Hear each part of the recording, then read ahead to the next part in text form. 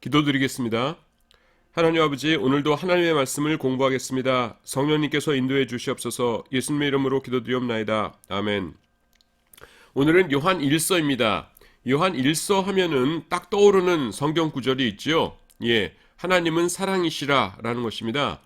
그래서 우리는 그러니까 어떤 이런 사랑에 대한 그런 주제들로 가득 차 있는 것으로 생각을 하는데, 요한 1서는요 크게 보아서 기독교 윤리를 강조하는 그런 책입니다.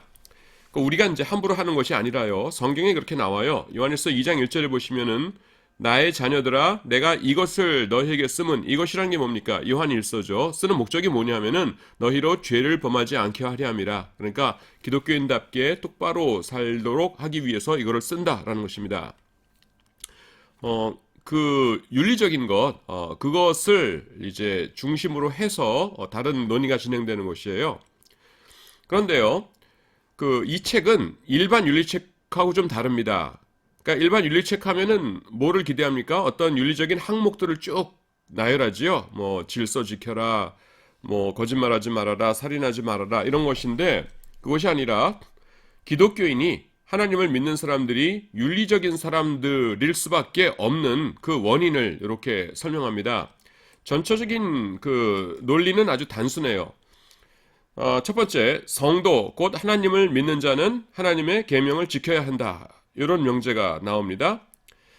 그 다음 두 번째, 그렇다면은 하나님의 계명이란 건 무엇이냐 하면은 서로 사랑하는 것이다.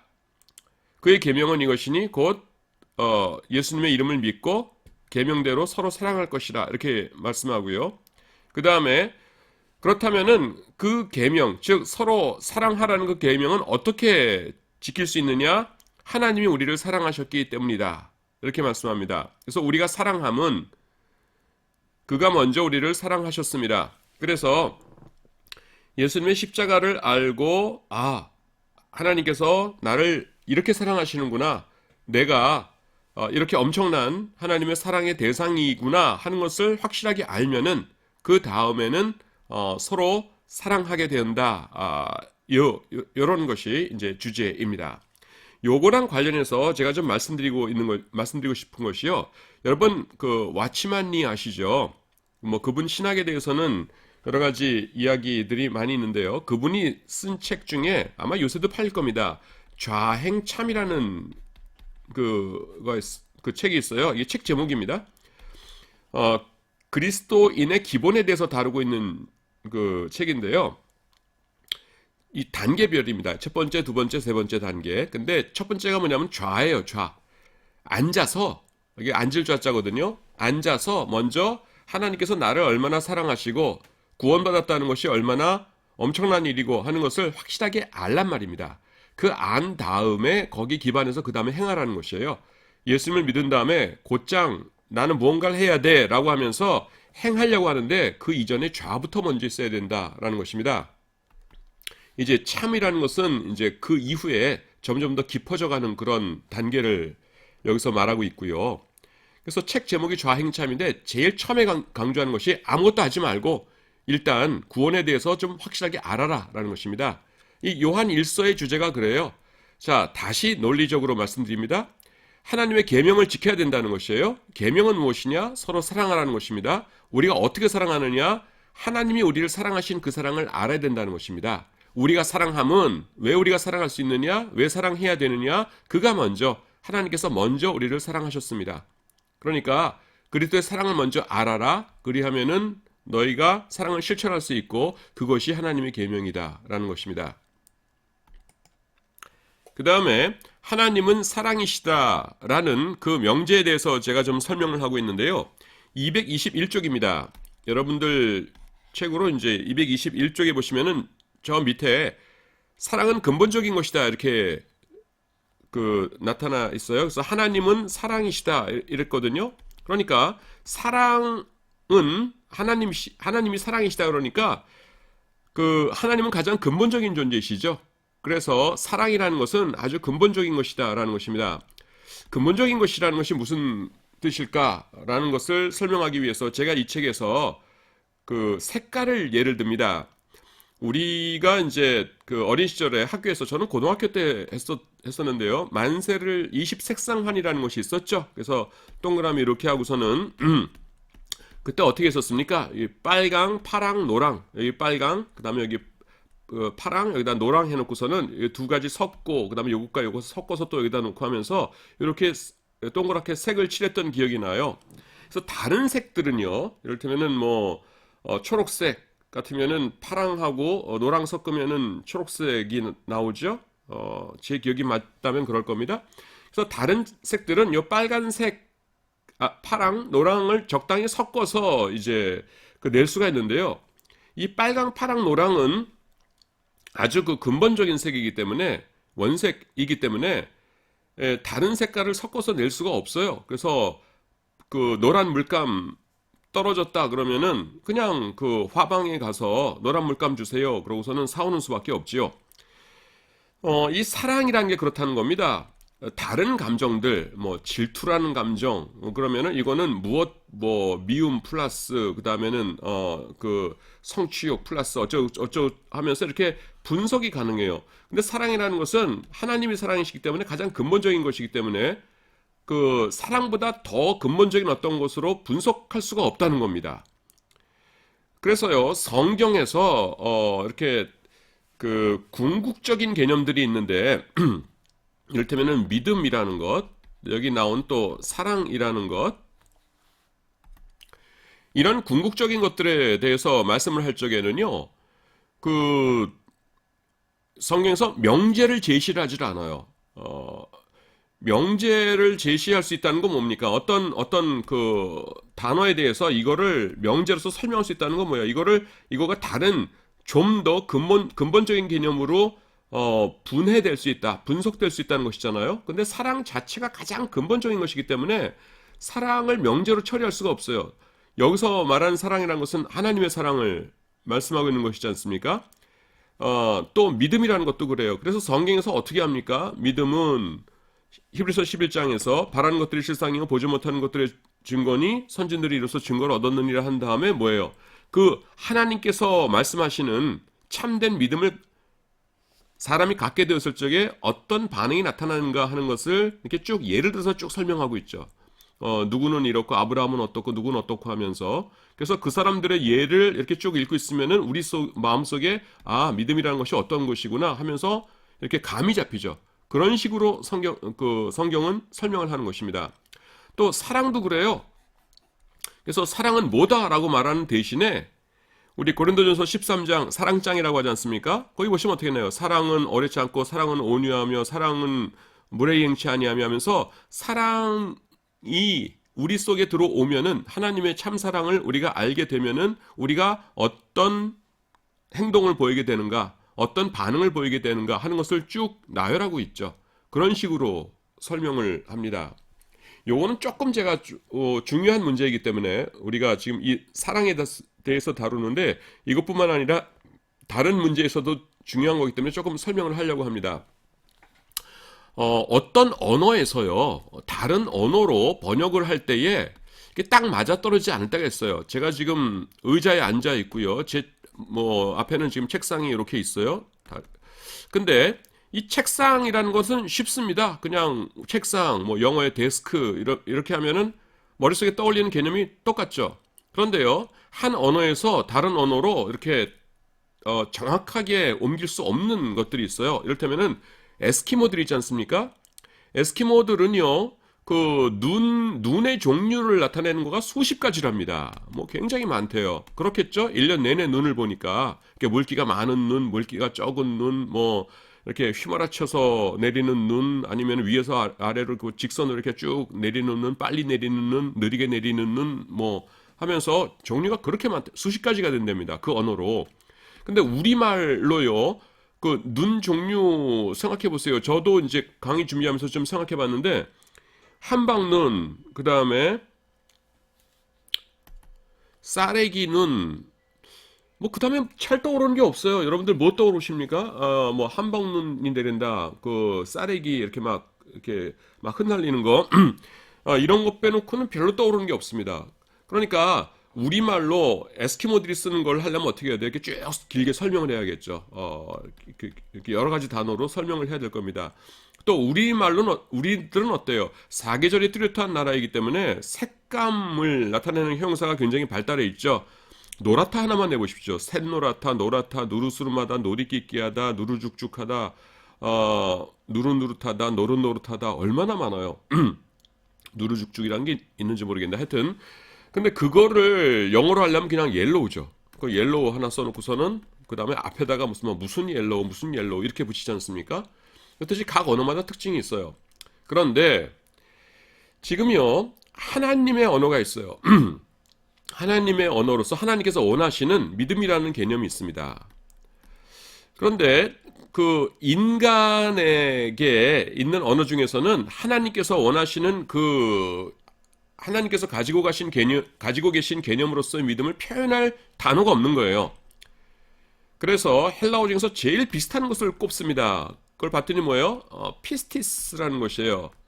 그래서 피스티스라고 이제 하나님께서 말씀하셨는데 인간들이 원래 사용하던 피스티스라는 단어의 의미가 있지 않겠습니까? 그래서 사람들이 그런 믿음을 가지면은 그냥 천국 갈 수 있다고 생각하는 것 같아요. 하나님의 의도는 그게 아닌데.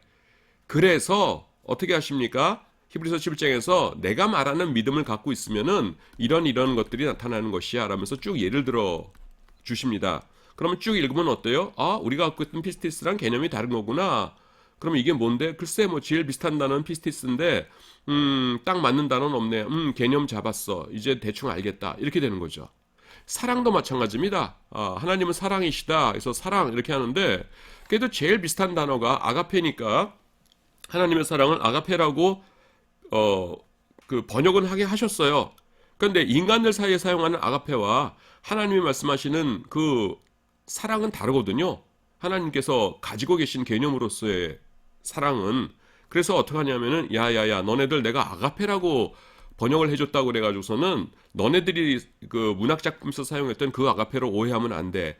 내가 너희들에게 말하는 사랑은 말이다. 그 사랑이 속에 들어가면 어떻게 되냐면은 일단 오래 참고 온유하고 하면서 이걸 설명해 주시는 겁니다. 그러면 이 설명을 쭉 읽고 묵상하다 보면은 우리가 알고 있는 아가페와는 좀 다른 거구나. 하나님의 사랑이라는 것이 이런 거구나 하면서 감을 잡을 수가 있게 되죠. 그런 식으로 이렇게 된단 말입니다. 그래서 기독교의 가장 근본적인 개념들은요.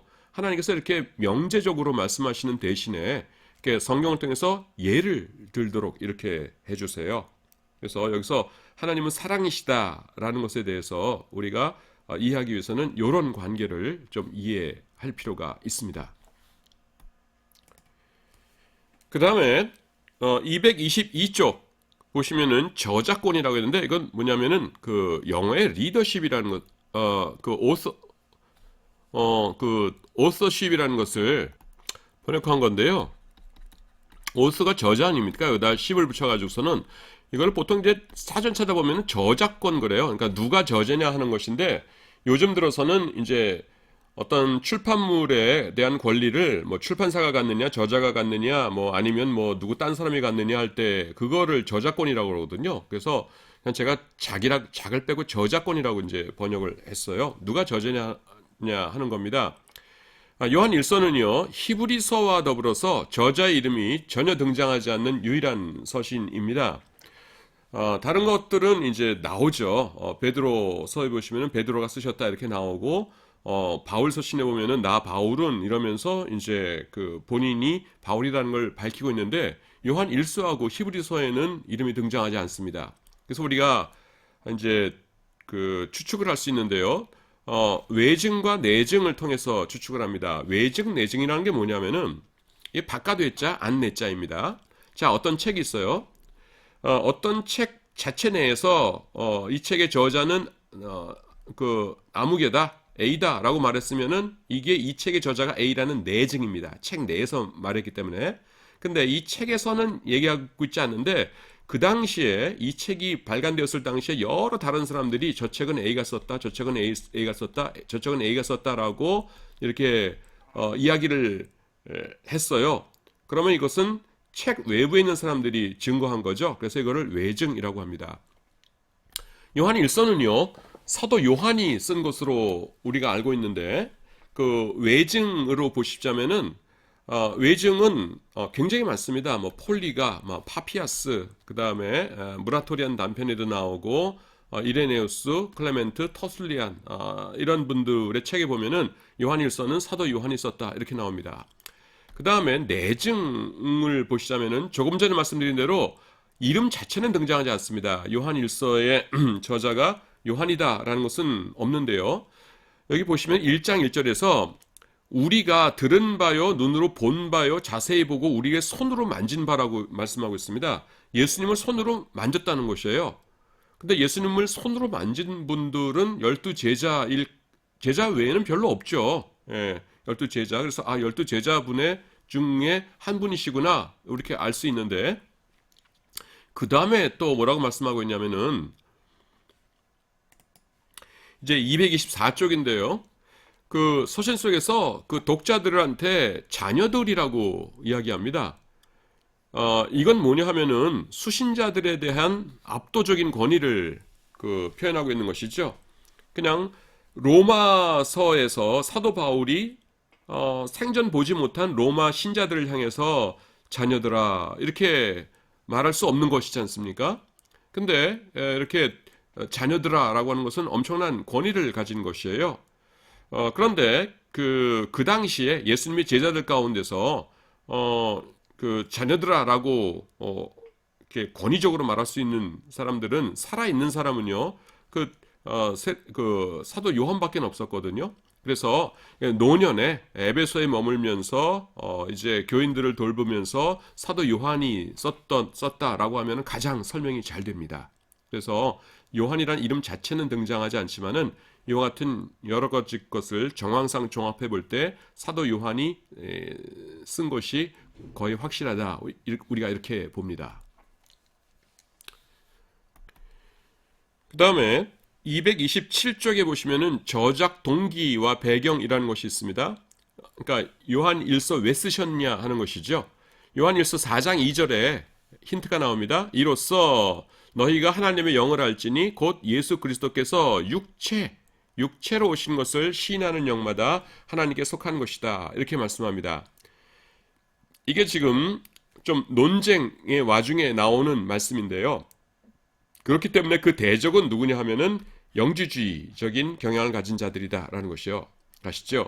것이죠. 여러분 영지주의에 대해서는 조금씩 다 아실 거예요. 뭡니까? 영지주의자들은 영과 육을 아주 엄격하게 분리하죠. 그래서 영이라는 것은 거룩하고 아름답고 좋은 것이고 육이라는 것은 아주 못되고 악한 것이고 사탄에게 속한 것이고 이렇게 생각을 합니다.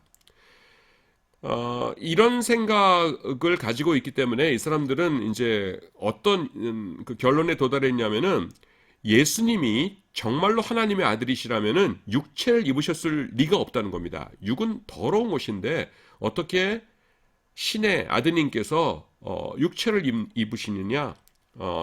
오직 예수님은 영으로만 세상에 계셨을 뿐이다. 이렇게 주장하는 거예요. 그러면 사람들이 이렇게 묻죠. 예수님 다 봤는데요? 우리가 예수님 봤었는데요? 그러면은 그것은 도세티즘이라고 그러는데요.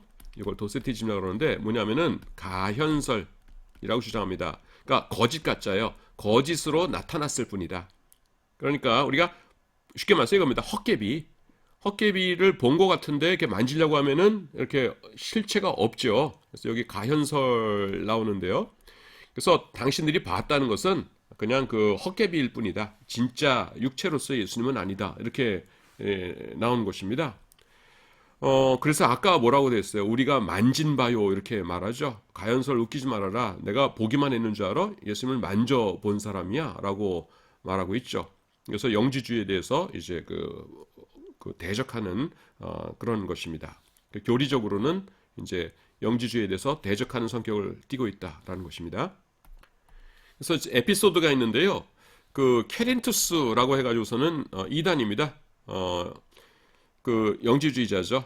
근데 이제 폴리갑은 우리가 잘 아는 대로 이제 정통 교부이죠. 목욕탕에 있다가 공중 목욕탕에 있다가 케린투스가 목욕탕에 있다는 사실을 알게 되었어요. 그러자 하나님께서 케린투스를 치실 때에 자기도 같이 해를 입을까봐 급히 그 목욕탕에서 도망쳐 나왔다라는 이야기가 전해지고 있습니다. 그 다음에 양식과 수신자를 살펴보기로 합니다. 228쪽입니다. 그 요한 1서는요 약간 독특합니다. 그 뭐냐면은 수신자들을 자녀들이라고 불러요. 그러니까 이것은 논설문 같지는 않고요. 이 그 서신서 같습니다. 그래서 서신서여야지 자녀들아 이렇게 할 테지. 논설문 같으면은 그러니까 특정하지 않은 일반 그 여러 불특정한 독자들을 상대로 할 테니까 그들에 대해서 자녀들아 이러면서 말을 하지는 않을 거지 않습니까? 뭐 우리 요즘 같으면 신사숙녀 여러분 뭐 그러던가 여러분 이렇게 해야 논설문이죠. 제가 논문을 쓰면서 아무리 이 논문을 읽을 사람들이 어리다고 해서 논문 안에다가 자녀들아 이러진 않을 거거든요. 근데 이 수신자가 자녀들 이렇게 나와요. 그러니까 이거는 서신서구나라는 걸 우리가 알 수 있어요. 그런데 서신서는요 5개로 구분된 그 내부가 보통 이렇게 잘려 있습니다. 뭐냐면은 이건 이제 바울 서신을 예로 드는 겁니다. 첫 번째 이제 그 인사가 있고요. 그 다음에는 이제 칭찬을 하고요. 그 다음에는 본문이 나오고 그 다음에 이제 또 이제 마무리 인사가 나오고요. 그 다음에 이제 베네딕션이라고 그러는데 그러니까 축복 뭐 축복 이런 것이 나옵니다. 그래서 첫 인사는 뭐냐면은 그 그리스도 예수의 이름으로 그 사도된 나 바울은 아무개 교회에 있는 성도들에게 편지하노니 뭐 은혜와 긍휼이 너에게 있을지어다 하면서 또 칭찬은 또 이제 그 교회 사람들을 이렇게 칭찬해 주죠 되게. 그래서 데살로니가 전서에 보면은 뭐 정확한 건 아닙니다만 제가 그냥 기억나는 대로 말씀드리면은 너희 믿음의 소문이 온 아가야와 마게도니아에 퍼졌으므로 내가 너희를 생각할 때마다 하나님께 감사하며 내 기도에 너희를 말하노라 뭐 이런 식으로 제가 정확하게 뭐 지금 머릿속에 있는 대로 말씀드리는 거라서 작구적으로 똑같지는 않겠지만은 이제 그런 칭찬을 해요. 그래서 이제 사람들의 마음을 연 다음에 그 다음에 이제 본문이 제일 길겠죠. 그래서 본문을 하고자 하시는 말씀을 쭉 쓰고 그 다음에 뒤에 보통 어떻게 나옵니까? 아무개도 너에게 무난하느니라 나와 함께 있는 누가 아볼로와 누가 너에게 무난하느니라 누가 무난하느니라 하면서 인사말이 쭉 나오죠. 그 다음에 제일 뒤에 대표적인 것이 어디입니까? 그 고린도 후서죠. 13장 13절에 보시면은 우리 주 예수 그리스도의 은혜와 하나님의 사랑하심과 성령의 교통하심이 너희 무리와 함께 이렇게 하면서 축도로 끝내죠. 요게 이제 일반적인 그 서신의 형식입니다. 그런데요, 자녀들이라고 한 걸 보니까 서신일 것 같은데 이 앞에 부분들 이게 없어요. 요한 1서에는. 그래서 우리가 보통 학자들이 어떻게 생각하냐면은 원래는 아마 특정한 어떤 그 수신자를 배경으로 해서 쓴 서신이었을 것이다. 그런데 중간에 이것들이 날아가 버리고 지금 요것 가운데 핵심적인 요 부분만 지금 돌아다니고 있을 것이다. 그것이 요한 1서가 되었을 것이다. 우리가 그렇게 추측을 합니다. 그 다음에 수신자들은 아마도 이방인들이었을 것이다. 이렇게 생각합니다. 이방인 출신의 기독교인이었을 것이다. 이렇게 봅니다. 왜냐하면은 요한 1서 5장 21절에 보시면은 자녀들아 너희 자신을 지켜 우상에게서 멀리하라 이러거든요. 유대인들은 예수님을 안 믿었을지언정 우상을 섬기지는 않았죠. 그런데 너네들 우상 섬기지 않도록 조심해라 이렇게 이야기하고 있는 것으로 봐서 아마도 이방인 출신의 기독교인들이었을 것이다. 우리가 그렇게 추측을 합니다. 그 다음에 제사복음서와의 관계 그랬는데 이건 이제 요한복음을 말합니다. 요한복음과 이 요한일서는 굉장히 비슷합니다. 그렇기 때문에 동일한 저자의 작품이라고 보는 것이 무난하고요. 여기 보시면은 그 개념들이요. 이를테면 빛이라든가 생명, 사랑 이런 개념들이 이제 같이 나오고요. 또 영생에 대한 말씀도 같이 있고 그래요. 그리고 문체가 우리 한글로 읽어도 상당히 비슷한데 헬라어로 읽으면은 그 비슷하다는 것을 여러분 더 잘 느낄 수가 있습니다.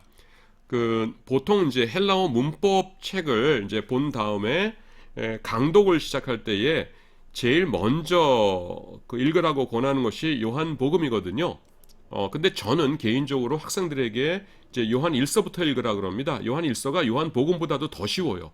그래서 요한 1서도 이제 제일 앞에 머리말 부분, 그거는 약간 좀 이렇게 문장들이 어렵다고 해야 되나, 좀 꼬였다고 해야 되나, 좀 그런 것이 있는데 그 앞에 제일 앞에 부분 조금 빼놓고는 나온 단어들 반복돼 나오고 그 다음에 그 구문도 아주 쉽고 그렇습니다. 그래서 요한 1서를 읽으면서 좀 자신감을 얻은 다음에 그 다음에 요한복음 읽어라. 저는 이제 헬라어를 이렇게 강의할 때 그렇게 이제 그 학생들에게 이야기를 합니다. 이게 상당히 비슷해요. 이 문체라든가 이런 것들이. 그래서 굉장히 그 주제뿐만 아니라 문체나 이런 것들이 유사하다라는 것을 여러분 기억해 주시기 바랍니다. 232쪽에 보시면은 로고스에 관하여라고 이렇게 나옵니다. 로고스는요, 그 우리가 이제 잘 아는 단어지요. 요한복음 1장에도 보시면은 en arche en ho logos라고 해서 태초에 말씀이 계시니라 이렇게 나오고요. 그 요한 1서에서도 이 로고스가 이렇게 등장합니다. 그래서 원래 요한복음 할 때 설명했어도 되는 것인데 어차피 저자도 같고 그 개념도 비슷하니까 그런데 요한복음에서는 워낙 설명할 게 많았기 때문에 요거는 요한 1서 할 때 설명해야지 하고서는 제가 뒤로 빼놨습니다. 그래서 요한 1서 할 때 로고스를 좀 지금 좀 설명을 하려고 합니다. 그 로고스는요, 그러니까 요런 그림을 그리고서 여러분들께 설명드리는 것이 좋을 것 같아요. 요게 뭐냐면은 셋으로 나눠져 있는데 요게 그 구약이고요. 이게 신구약 중간기이고 이게 이제 신약입니다. 로고스의 개념을 설명할 때에 이제 여러분들이 한번 그 도서관의 검색창에다가 로고스라고 쳐보세요. 그러면 뭐 논문이나 책들이 정말 엄청나게 많습니다. 그런데 그 많은 것들이 그 결국은 이렇게 추리다 보면은 요 세 카테고리 안에 들어와요. 그러니까 구약에 있든가 아니면은 그 중간기에 있든가 아니면은 신약에 있든가 이렇게 그 카테고리가 이렇게 있습니다. 제가 요거 점을 이건 구약 안쪽에 이거 중간기 안쪽에 있는데 신약은 그 위에다가 찍어놨죠. 그래서 조금 있다가 이제 그거 뭘 뜻하는지 이제 아시게 될 겁니다.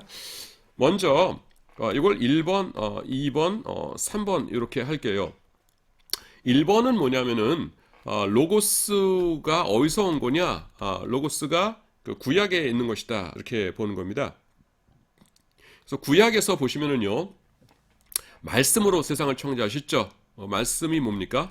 히브리어로 다바르죠. 다바르. 그래서 하나님께서 말씀으로 세상을 창조하셨다. 근데 요한복음 1장에 보시면은 예수님을 뭐로 어떤 분으로 이렇게 소개하고 있습니까? 그가 없이는 만물이 지음바된 것이 지음바되지 않은 것이 하나도 없다. 만물이 그로 말미암아 지음바되었으니 이렇게 말씀하고 있죠. 그래서 로고스로 인하여서 세상이 창조되었다 이렇게 말씀하고 있어요. 그러니까 요한복음 1장 1장에서 창조주로서의 로고스, 그 다음에 창세기 1장 보시면은 말씀으로 세상을 창조하셨다. 다바르. 그러니까 딱 맞아떨어지죠. 말씀, 로고스.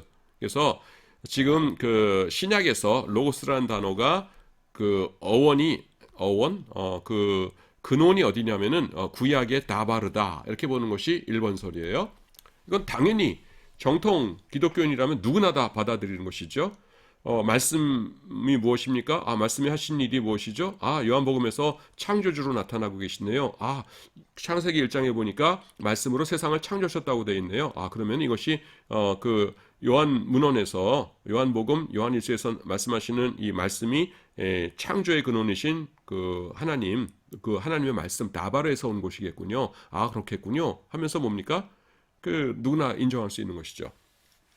그 다음에 이제 두 번째, 세 번째는 조금 문제가 있습니다. 그래서 미리 제가 채점을 한다면은 구약에서 구약의 다바르에서 우리 그 요한 문헌에 로고스가 온 곳이다 라는 것은 이거는 동그라미 표예요. 맞고요.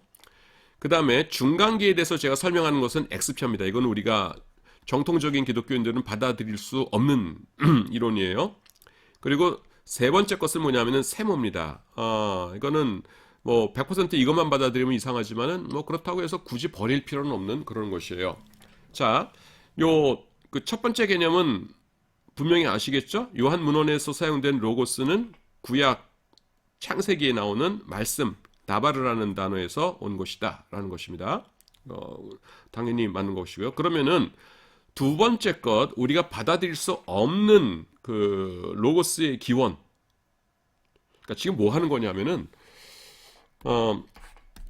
신약 성경에서 가끔 가다가 이제 로고스라는 말씀이 나와요. 근데 로고스가 여기서 이게 어디서 온 거냐는 것이죠. 로고스라는 단어가 어디서 온 거냐라는 것이에요. 그래서 그 기원이 지금 구약 혹은 중간기, 신약 이렇게 세 가지가 있다. 그 중에서 구약에서 다발에서 온 것이다 라는 것이 있는데 그것을 우리가 받아들이고 그 다음에 지금부터 설명드릴 두 번째, 세 번째는 뭐 안 받아들이거나 아니면은 그 적당히 받아들이거나 이런다라는 것입니다. 우선 안 받아들이는 거 설명드릴게요. 안 받아들이는 게 뭐냐면은 이렇게 얘기를 합니다. 중간기 시대에 대해서 이제 말하면서 자, 자유주의자들은 이렇게 주장합니다. 종교가 성립되기 위해서는 종교 대개는 신이 있지 않습니까? 지금 기독교 얘기가 아니라 일반적인 종교 얘기입니다. 신은 두 가지 특징을 가지고 있어야 된다라고 이야기해요. 첫 번째는 뭐냐면은 초월성이 있어야 된다라는 것입니다. 초월성. 그리고 두 번째는 내재성이라고 보통 이야기를 합니다. 초월성이란 건 뭐냐면은 단순해요. 인간의 한계를 신은 초월해야 한다는 것이죠. 그래서 인간은 몇 년 살다가 죽는데 신은 영원해야 됩니다. 신을 섬기려고 봤더니 그 신은 어디 가셨어요? 했더니만은 2700년 사시다가 작년에 돌아가셨어요. 그러면은 그런 신 섬길 필요 없죠. 신은 영원해야 돼요. 또 신은 전능해야 됩니다. 신이시여 이 바위 좀 옮겨주십시오 라고 했더니만은 그 바위 몇 킬로냐 해가지고서는 270킬로입니다 그랬더니 아이고 미안하다 나는 250킬로까지만 가능하다. 이러면은 그 신을 섬길 필요가 없겠죠. 신은 능력이 무한해야 됩니다. 신이시여 이것 좀 알려주세요. 그 뭐에 대해서 말하는데 스카라 함수, 벡터 함수입니다. 아이고 미안하다. 내가 스카라 함수, 벡터 함수는 모르고 나는 그냥 그 3차원 적분까지가 내 한계다. 그러면은 그 신 섬길 필요 없죠. 이렇게 한계를 다 초월해야지 신으로서 이 섬김을 받을 자격이 있는 겁니다. 그러면은 그 초월성만 갖추면 신이냐? 아니에요. 내재성도 있어야 된다는 겁니다. 여기서 말하는 내재성이라는 게 뭐냐면은 인간과 교제를 해야 된다는 것이에요. 인간들 사이에서 같이 녹아들면서 교제하면서 존재해야 된다는 것입니다. 이 엄청난 능력을 가진 신이 존재하기는 하는데 저기 안드로메다 성운에서 살고 있어요. 그래서 도대체 그 태양계 지구에는 관심이 없습니다. 그래서 신이시여 우리 손 좀 들어주소서 하면서 아무리 꽹가리 치고 막 해봐도 한 열흘 내내 꽹가리 치면서 제사 드려봤자 한 번도 쳐다보지도 않고 안드로메다 성운에서 그냥 다른 일만 하고 있습니다. 그러면은 우리가 그 신을 섬길 필요가 없는 것이죠. 우리가 신이시여 그러면은 왜 그래? 그러면서 응답을 해줘야 그게 신 아닙니까? 그래서 종교의 신이 되기 위해서는 이 두 가지 조건이 있어야 된다라고 이야기합니다. 초월성과 내재성. 자, 그런데 자유주의자들이 봤을 적에 기독교의 신, 성서의 신은요, 족장 시대 때는 이 두 가지가 잘 겸비되어 있었다는 것이에요. 아브라함 100세의 아들을 낳죠. 초월적인 능력이죠. 그 다음에 아브라함이 제단을 쌓으면은 언제든지 하나님께서 나타나셔서 응답하시고 친근하게 대해 주시고 그랬습니다. 족장시대. 그 다음에 이제 사사기 시대 때까지가 이제 초월성과 내재성이 잘 복합된 마지막 시대였다고 봐요. 그러다가 여러분 이것이 지금 제가 분명히 말씀드립니다. 여기다 아예 써놔야겠어요. 자유주의. 예, 혹시 제가 이렇게 주장한다고 오해할까봐 중간에 뚝 여기만 이렇게 들으시면은 김병국 교수 신학사상이 이상한데 그럴까봐 이거는 자유주의자들이 주장하는 것이에요. 지금 그래서 우리가 못 받아들이는 것이라고 아까 말씀드렸죠. 그래서 다윗이라고 하는 우리는 이제 성군 좋은 사람 이렇게 하는데 이제 자유주의자들은 다윗을 나쁜 놈 취급합니다. 그건 뭐냐면은 다윗이 자기의 왕권을 강화하기를 원했다는 거예요. 그래서 왕권을 강화한다는 게 뭡니까? 자기에게 도전하지 못하게 하는 거죠.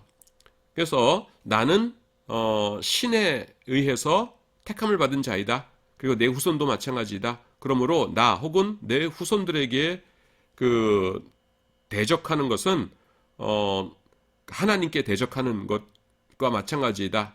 그러니까 너희들 각오해라. 나와 내 후손들에게만 복종해라. 이렇게 이제 스토리를 만들었다는 겁니다. 그래서 이 사람이 다윗이 한 일이 뭐냐면은 성전을 건축하는 것을 계획했다는 것이에요.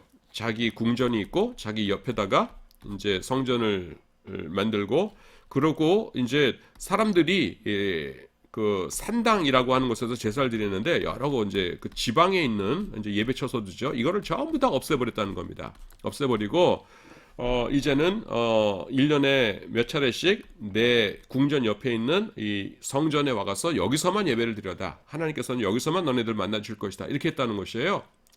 근데 다윗은 이제 그 소원을 이루지 못하고 유언을 남기고 죽고 그 아들 솔로몬 때에 이 성전이 완공되죠. 그리고 과연 산당을 다 없애버립니다. 그래서 옛날에는 하나님은 초월적이셨고요. 그 다음에는 그 백성들이 그러니까 그 마을 주민들이 우리 제사 지내고 싶어요. 그러면은 그럽시다. 그럼 우리 마을 회관에서 이 산당에서 제사 드립시다. 그러면은 제물은 누가 낼까요? 지난번에 내가 소 한 마리 바쳤으니까 이번에는 당신이 바치십시오. 그럽시다. 해가지고서는 그냥 자기들끼리 사이좋게 제사 지내면서 이렇게 초월성과 내재성이 골고루 이렇게 구비된 그런 하나님을 잘 섬겼다는 겁니다. 근데 다윗이 어떻게 했어요? 이거를 이 산당을 없애고 성전으로 통일시켜 버렸죠.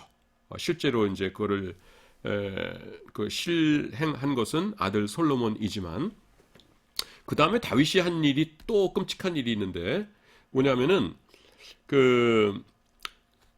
이 하나님이 올라갈수록 자기가 그 성전 바로 옆에 살고 있으니까 왕궁이 옆에 있으니까 왕에 대한 권위도 같이 올라가는 거예요. 그래서 하나님의 권위를 한껏 올렸다는 겁니다. 그게 뭐냐면은 초월성을 올렸다는 것이죠. 그래서 옛날에는 제사를 지낼 때 굉장히 소박하게 지냈다는 거예요. 그냥 그 산당에서 기도드리고 같이 모여서 이렇게 찬양하고 하면서 이제 하면서 소박하게 했는데 이 초월성을 높이기 위해서 이 성전의 제사 의식을 굉장히 복잡하게 만들고 그 다음에 아무나 함부로 그 제사장 못하게 하면서 이렇게 막 그 왕이 그걸 간섭하고 막 이랬다고 하는 겁니다. 그래서 지금 제가 이렇게 이쪽 요거 이렇게 있었죠. 요게 뭐냐면은 초월성이에요. 초월성은 이렇게 점점 높아졌다는 겁니다. 초월성이. 그러다 보니까 뭐예요? 떨어지는 건 뭐예요? 내재성은 떨어지는 거예요. 초월성은. 그래서 초월성과 내재성이 점점 이렇게 차이를 갖게 되었다는 것입니다. 그래서 옛날에 이제 사사시대 때까지, 그러니까 정확하게 말하면 솔로몬 이전 시대에는 그냥 하나님께 제사 드리고 싶다 그러면은 각자 자기 동네에 있는 산당에 가서 예배 드리면 되는 거예요. 그런데 이제는 뭡니까? 저 멀리 예루살렘까지 올라가서 예배를 드려야 돼요. 그것도 아무 때나 안 되고 그 3대 절기 때문에 절기 때. 그래가서 가면은 수십만 명이 모여 있습니다. 그러면은 저 앞에서 그 제사장이 이렇게 제단에서 이렇게 불 피워놓고서는 이렇게 손 들고서는 막 기도도 드리고 성경도 낭독하고 그러는데 도대체 들리지도 않아요. 그래서 그냥 무릎 꿇고 이렇게 다른 사람들 절하면 같이 절하고 이러다가 뭐라고 그러셔? 나도 안 들려. 그러면서 그냥 이렇게 그 제사에 참여하다가 구경꾼으로 참여하다가 이제 끝났다는 건가 봐. 끝났어. 그럼 고향으로 돌아가세요 하면서 오고 이렇게 되는 거죠. 이렇게 만든 장본인이 누구라고요? 그 기획자가 다윗이라는 겁니다. 그래서 초월성과 내재성을 아주 쭉 벌어지게 만든 이런 그 나쁜 사람이 다윗이다라고 하는 거예요. 다시 말씀드립니다. 제 의견이 아니에요. 지금 자유주의자들 여기 써놨죠. 그래서 자유주의자들의 의견이 그렇다는 것입니다. 그러다가 중간에 이제 이 신구약 중간기 시대가 되는데요. 이 시대에 이제 사람들이 폭발했다는 겁니다. 왜냐하면 하나님이 너무 그립다는 거예요. 성전에 1년에 두세 차례 올라가서 겨우 먼 발치에서 뵙고 올 수 있는 그 하나님 나는 싫어 라고 했다는 겁니다. 그래서 사람들이 자기 고향, 자기 집 근처에서 자기 집 근처의 뜰에서 들판에서 하나님의 자취를 찾기 시작했다는 거예요. 찾기 시작했더니 뭐가 있냐 하면은 세상 만물 가운데는 하나님의 지혜가 감춰져 있더라라는 것입니다. 그래서 하나님의 지혜를 찬미하기 시작됐다는 거예요. 그 꽃을 보면 어떻습니까? 그 아름다운 그 형태, 아름다운 색깔, 감탄이 절로 나오죠. 또 향기롭기도 하고요. 그래서 이것은 창조주의 지혜가 없이는 이런 것이 생겨날 수가 없다. 해가지고서는 하나님의 지혜를 찬양하기 시작했다는 거예요. 근데 이 하나님의 지혜라는 것은 굳이 예루살렘 성전까지 찾아가지 않아도 우리들 주위에서 얼마든지 볼 수 있다는 겁니다. 하늘을 쳐다보면은 별들이 보이고 구름이 보이고 그 다음에 숲을 보면은 나무들이 보이고 새들이 보이고 땅 밑을 보면은 거기 곡식들이 자라고 있고 그것이 모두 창조주의 지혜라는 것이죠. 그래서 지혜를 찬양하고 지혜를 사랑하게 되었다는 것입니다. 그런데 여기서 한 걸음 더 나아가게 되었다고 자유주의자들은 주장합니다. 그게 뭐냐면은 지혜를 신격화했다는 것이에요.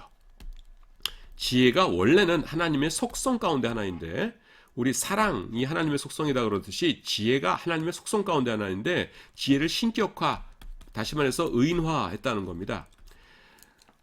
여러분 그 시가서에 보시면은요, 뭐 잠언, 전도서 이런 데 보시면은 또 이제 솔로몬 시편, 이제 그 우리 성경은 아닙니다만은 그 솔로몬 시편 이런 데 보시면은 지혜를 의인화해요. 이를테면은 지혜가 그 길거리 모퉁이에서 소리를 높이지 아니하느냐, 지혜가 너에게 이르기를, 이런 말씀 있거든요. 그러니까 우리는 그걸 뭐라고 얘기하냐면은 그냥 그건 의인법이다. 여러분 우리 고등학교 때 배웠었죠. 그 인간이 아닌 것을 인간인 것처럼 이렇게 표현하는 그런 그 문학적인 방식을 의인법이라고 하지 않습니까? 달님이 나에게 말씀하셨어요. 그러면은 달이 무슨 얘기를 해요? 저 멀리 떨어져 있는 그 지구의 위성인데, 근데 그거를 마치 인간인 양 달님이 나에게 말씀하셨어요. 그럼 그게 의인법이죠. 그래서 지혜라는 것은 추상명사인데 지혜가 소리를 높이지 아니하느냐 그러면은 그건 그냥 의인법이다. 우리는 그렇게 보는 거예요. 보수적인 학자들은. 그런데 이 자유주의자들은 뭐라고 얘기하냐면은 그것이 지혜 신론, 그걸 지혜 신론이라고 그래요. 지혜를 신격화했다 해서 지혜를 신격화한 증거이다 이렇게 주장을 한다는 겁니다. 그래서 중간기 시대 때 뭐가 등장하냐면은 이건 지울게요. 유대인들 가운데서 이위일체론이 나타났다 이렇게 주장합니다. 우리는 뭐예요? 삼위일체죠. 성부, 성자, 성령 하나님 삼위일체인데 유대교 가운데 이위일체론이 나타났다 이렇게 주장합니다. 그래서 이위일체는 뭐냐면 이, 그 다음에 위, 그 다음에 일, 그냥 약자로 쓸게요. 일체론이 등장했다 이렇게 그 말을 합니다. 그래서 이위라는 것이 무엇이냐면은 성전에 가서 겨우 만날 수 있는 높고 초월적이신 하나님으로서의 원래 그 하나님, 그 다음에 우리들과 함께 계시는 지혜로서의 하나님, 그래서 이위의 하나님이라는 그 개념이 신구약 중간기 때 유대교에 등장했다라고 누가 주장한다고요? 자유주의자들이 등장한다는 것입니다. 그런데 이것을 기독교가 벤치마킹 했다는 거예요. 그 뭐냐면은 기독교가 유대인들에게 전도를 하려고 하니까 난관에 부딪혔습니다. 그건 뭐냐면은 삼위일체 하나님을 유대인들에게 설명할 수가 없어요. 유대인들은 뭐라고 주장하냐면은 여러분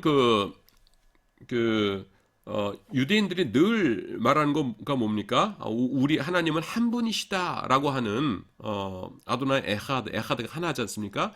그래서 한 분이시다라는 거를 늘 이렇게 묵상하고 주장하는 사람들인데 성부, 성자, 성령 하나님이 계시다. 이해를 못 한다는 거예요, 유대인들은. 너네들은 이단이다. 이 나쁜 놈들을 하면서 이해를 못 한다는 겁니다. 그래서 그들에게 뚫고 들어가기 위해서 뭐를 주장하냐면은 유대인들이요. 예수님도 하나님이십니다. 예끼어 보시오. 하나님은 한 분이신데 어떻게 그 인간 예수가 하나님이란 말이요? 잠깐 우리 얘기 좀 들어보십시오.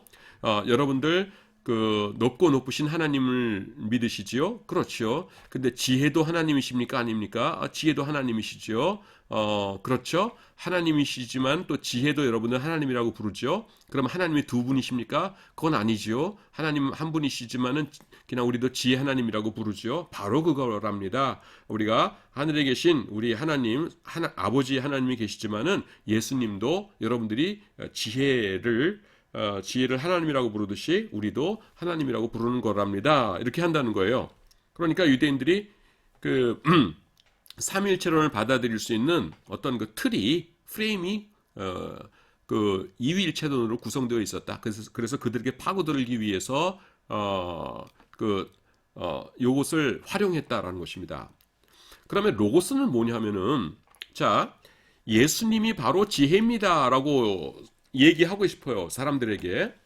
여러분들이 지혜도 하나님이라고 하지 않습니까? 바로 이 지혜가 예수님이십니다. 라고 하려다 보니까 이게 용어가 겹치는 게 깨름직하다는 겁니다. 그래서 기독교인들이 생각했다는 거예요. 예수님은 창조자이신데, 세상을 창조하셨을 적에 하나님께서 지혜로도 창조하셨지만 딴 게 뭐 있을까? 우리에게는 다른 이름이 필요한데? 라고 하다가 보니까 하나님께서 지혜로 세상을 창조하시기도 했지만은 말씀으로도 창조하시지 않았느냐? 그러니까 로고스라고 하자. 예수님을 그렇게 해가지고서는 그 로고스를 그 예수님의 명칭으로 사용했다는 것입니다. 자, 말이 길어졌는데요.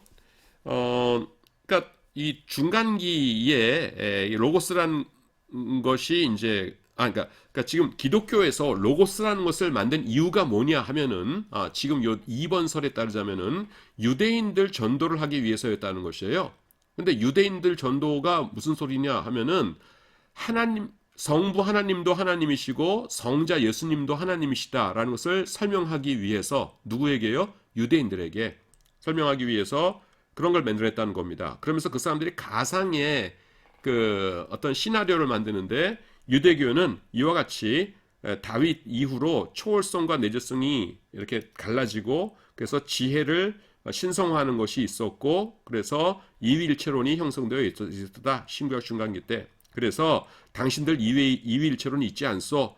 그래서 그 하나님은 성부 하나님이시고 지혜라고 부르는 것이 우리 로고스 예수님이시오 라고 하면서 설명하면은 이미 이위일체론의 틀이 있기 때문에 성부 성자 하나님에 대한 설명을 받아들일 수 있었다. 그래서 지혜와 가장 비슷한 것, 똑같은 지혜라고 예수님을 지혜라고 부를 수는 없으니까 지혜랑 가장 비슷한 것이 창조하실 적에 지혜로도 창조하셨지만은 말씀으로도 창조하셨기 때문에 말씀 로고스로 예수님을 이렇게 소개했다라는 것이에요. 그래서 로고스가 왜 사용되느냐? 유대인들에게 예수님을 신으로서 하나님으로서 소개하기 위해서 그 지혜와 가장 비슷한 범주로 로고스를 사용했다라는 것입니다. 그런데 여러분들이 지금 이 설명을 들으시면서 뭐 복잡하긴 하지만 끄떡끄떡 그럴듯하다라고 생각하시면 안 돼요. 예. 지금 X라고 해놨죠. 그게 뭐냐면은 지금 다윗 이후에 초월성과 내재성이 이렇게 분리돼 가지고서는 신구약 중강기 시대 때 이위일체론 지혜 신론이라는 것이 발달되었다라고 하는 문헌적인 근거가 전혀 없어요. 그냥 자유주의자들의 이제 그 전문 용어로는 스페큘레이션이라고 그러는데요. 그냥 자기들이 만들어내는 이야기입니다. 예. 실제로 이런 근거가 없어요. 문헌적인 근거가. 그래서 그냥 허구입니다. 어, 그래서 이것은 우리가 이제 받아들이지 않는데 우리가 기분 나빠서 안 받아들인다라는 것보다도요. 학문이라고 하면은 근거를 제시해야 되거든요. 근데 이 장관 세월에 걸쳐서 이런 것들이 형성되었다라고 주장을 하는데 문헌적인 고고학적인 근거를 제시 못해요. 저쪽 학자들이. 그래서 우리는 그건 학문적이지 못하고 받아들일 수 없소라고 주장을 합니다. 자, 첫째 시간은 여기까지 하도록 하겠습니다.